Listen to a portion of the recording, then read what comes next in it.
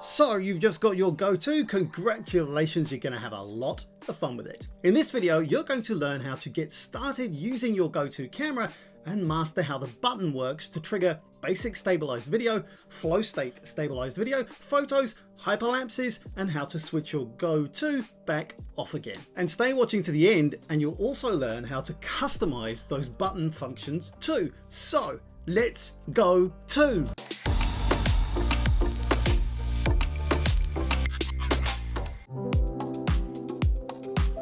Let's start with your camera powered off wherever you've mounted it. If you press the button once, you'll start to capture basic stabilized video. Once you're done, press the button one more time to stop capturing video and the camera will stop and go back into sleep mode again. Cool. Next up is triggering photo mode. Start with your go-to in sleep mode, that's powered off again. Double press the button on the go-to and you'll capture a photo. The go-to then automatically goes back to sleep again once it's done capturing your image. And that's it, it's that simple. So you can capture basic stabilized video and photos when your camera is in sleep mode by pressing the button either once and then again to stop capture, or by double pressing the button for those photos. In both cases, the go-to switches back off again when it's finished.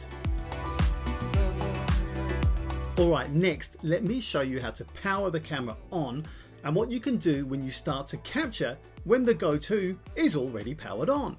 So first, switch the camera on by pressing the button and keeping it pressed for 1 second. Once the go-to is switched on and in standby mode, if you press the button once, you'll start capturing flow state stabilized video.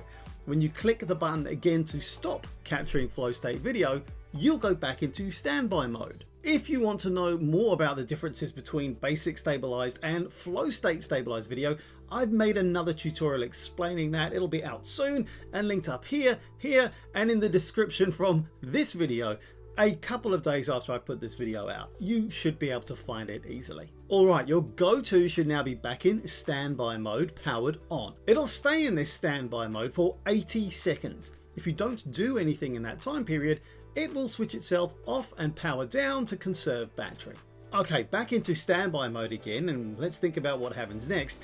If you press the button twice, you trigger the hyperlapse mode where you can capture those awesome moving time lapses, also known as time shift. Press the button once when you're done capturing your hyperlapse time shift to send the go-to back into standby mode. And if you want to send your camera back into sleep mode or powered off, instead of leaving it inactive for 80 seconds, which will do that, you can directly do it by long pressing the button for 2 seconds. So in powered on standby mode, press once for stabilized flow state video and double press the trigger and a hyperlapse video capture will start. Press once to stop it. If at any point during all this you find that your Insta360 Go 2 is unresponsive, then long press for 6 seconds to power off the camera. And here's my final tip. If you want to trigger different functions of the camera, like perhaps slow motion instead of a time shift when you double press the button when the Go 2 is on, then here's how you can do it. When the camera is connected, go to settings and find the button customization menu here.